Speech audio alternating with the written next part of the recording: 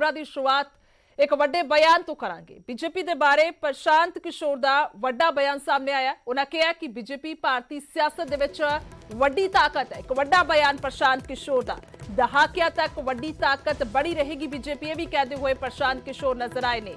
राहुल गांधी वहम दे विच ने, यह भी उन्होंने कहा बीजेपी नूं हराउण दे लई मोदी दी ताकत नूं समझना पवेगा, यानी कि सेध देंदे हुए नजर आ रहे हैं। एक वड्डा बयान भी, क्योंकि हाल ही दे विच गल कीती जाए तो चोणां जिहड़ियां ने 5 सूबियां दे विच होणीआं ने विधान सभा, और हर एक ते बीजेपी दे वल्लों अपने उम्मीदवार जिहड़े ने दमदार लाने जा रहे हैं। हालांकि पंजाब दे पक्षों जेकर गल कीती जाए तो इत्थे अलायंस गठजोड़ जिहड़ा श्रोमणी अकाली दल दे नाल सी ਉਹ थोड़े समय पहला टुटिया, जिस तो बाद हुण बीजेपी दे वल्लों 117 दी 117 सीटां दे चोण लड़न की गल कही जा रही है। ते अज वेख्या भी गया कि किवें उन्होंने अपनी ताकत झोंकी है ते नाल ही पोस्टर भी जारी कर दिता है। तो साबका सीएम कैप्टन दे भी प्रिंसीपल एडवाइजर रह चुके ने Prashant Kishor.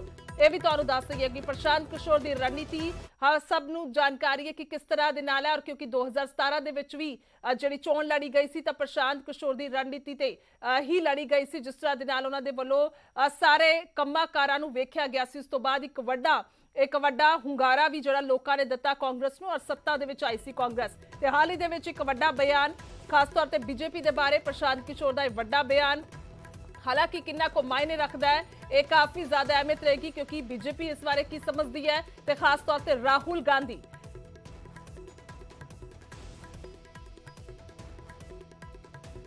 That if I am able to deliver this, he is going to be the center of the Indian polity, whether they win, whether they lose, like it was for first 40 years for Congress. BJP is going nowhere. Once you secure 30% plus vote at India level, you are not going away in a hurry. So do not ever get into this trap that people are getting angry and they will throw away Modi. Maybe they will throw away Modi, but BJP is not going anywhere. They are going to be here. You have to fight it out for next many decades. It's not going in a hurry. So don't. That is where the problem lies with Rahul Gandhi. Probably he thinks it's just matter of time when people will throw him away. That's not happening. So coming.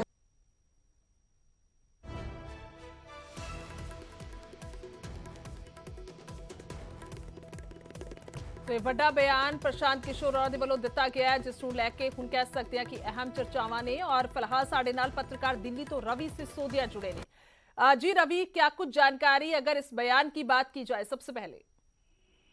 देखिए, जिस तरह से प्रशांत किशोर का जो बयान सामने आया है वो एक तरह से कांग्रेस हाईकमान पर सवाल खड़े करता है, क्योंकि जो बयान दिया है प्रशांत किशोर ने गोवा में, वो टीएमसी जो पार्टी है उसका स्ट्रेटेजिस्ट देख रहे हैं, और उस दौरान चूंकि ममता बनर्जी का कार्यक्रम लगा तो उससे पहले गोवा में प्रशांत किशोर, तो उस दौरान उन्होंने बयान दिया और कहा कि बीजेपी को लेकर कि बीजेपी कई दशकों तक शासन करेगी, क्योंकि बीजेपी को 30% से अधिक वोट मिले थे और जो वोट है वो कम नहीं हो सकता था। ऐसे में जो उनका जनाधार है वो मजबूत है और उनको हटाया नहीं सकता। और साथ ही साथ ये भी कहा कि कांग्रेस के नेताओं से जब इस मार्फत उनसे बात होती थी तो उनके तरफ से कहा जाता रहा है कि नहीं, बहुत ही एंटी इनकमेंसी है, देश में बहुत नाराजगी है, और ऐसे में नरेंद्र मोदी की सरकार जो है, बीजेपी की सरकार, उसको बदली जा सकती है। लेकिन जिस तरह से प्रशांत किशोर का बयान आया है उसमें साफ तौर पे कहा है कि चाहे राहुल गांधी हो, चाहे कांग्रेस का कोई भी नेता हो, वो इस बात को समझने की कोशिश नहीं कर पा रहे थे कि बीजेपी की जो वेव है, बीजेपी की जो पकड़ जमीन पे है, वो लगातार मजबूत होती जा रही है, और 30% से ज्यादा वोट बीजेपी ने अगर पाया है देश भर में, तो ऐसे में उनको हटा पाना मुश्किल होगा। ये बयान ऐसे व्यक्ति का है जो सलाहकार रह चुका है पंजाब सरकार का, और इससे पहले पिछले महीने जो मुलाकात हुई थी जिसमें राहुल गांधी और प्रियंका गांधी दोनों थे, पंजाब के मसले पर जब चर्चा की जा रही थी उस दौरान भी मुलाकात थी। तो उसके बाद एक कयास लगाया जा रहा था कि प्रशांत किशोर को कांग्रेस पार्टी में ज्वाइन कराया सकता है। सबसे अहम बात आपको बता दूं कि प्रशांत किशोर को कांग्रेस में ज्वाइन करवाने के लिए कांग्रेस की एक मीटिंग हुई थी, बाकायदा जो कांग्रेस वर्किंग कमेटी के मेंबर्स हैं उन सब मेंबर्स में इस पर चर्चा भी की गई थी। कई लोगों का जो मेंबर थे उनकी राय थी कि प्रशांत किशोर को पार्टी में शामिल कराया जाए। हालांकि कई मेंबर ऐसे भी थे जिन्होंने कहा था कि उनको पार्टी में शामिल नहीं कराया जाए। तो ये इस तरह की बातें चल रही थी, लेकिन जो बयान आया वो कहीं ना कहीं कांग्रेस की स्ट्रेटेजी पे भी सवाल खड़े करता है कि आखिर कांग्रेस जिस व्यक्ति को लेकर आना चाह रही थी वो लगातार कांग्रेस पे सवाल खड़े कर रहा है, जो कांग्रेस के आलाकमान है उस पर सवाल खड़े किए हैं। जी बिल्कुल रवि, बहुत बहुत शुक्रिया तमाम जानकारी के लिए, धन्यवाद। तो वाकई ही जिस तरह रवि सिसोदिया ने जानकारी दी है कि आखिरकार जो मीटिंगां हुई सी कईयां दी हाँ सी तो कईयां दी ना सी, पर इस वेले बयान की कुछ मायने रखता है खास तौर पर कांग्रेस के लिए।